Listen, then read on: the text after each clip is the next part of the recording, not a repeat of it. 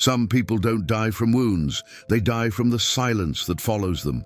I'm going to tell you a story about a man who didn't get hit by a truck, didn't fall off a cliff, didn't overdose, but he simply stopped living. His name was Ravi. Once upon a time, he dreamed of changing the world with his words. He writes poems, stories, and lines that made hearts tremble. He wrote in cafes, on rooftops, under stars.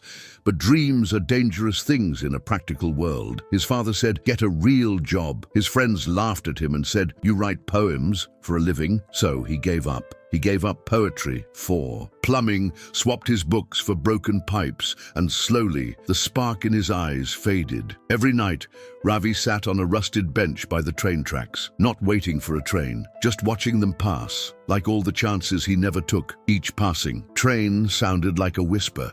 "You were supposed to be more than this." He scrolled through his phone, saw poets younger than him publishing books, speaking on stages, changing lives, and all he had was a notebook, collecting dust under bills he could barely pay. He hadn't written a word in 17 years, but every night, the words still wrote themselves on his soul. Then that quiet, cold and still night came when an old man sat beside him on that bench. He didn't say a word for a while, just watched the same trains. Then, softly, he spoke. "You think you're too old to begin, but in reality, you're just too scared to be seen starting from nothing." These words hit Ravi like thunder. That night when he went home, he dug through drawers and found his old notebook. It smelled like forgotten dreams. He opened it, and for the first time in nearly 2 decades, he wrote. Not polished words, not perfect lines, just pain, real, raw, his truth. He posted one piece online with 0 expectations, but after a while, a comment is on the screen. "Your words saved me today." That was all he needed, and the fire in his chest came back.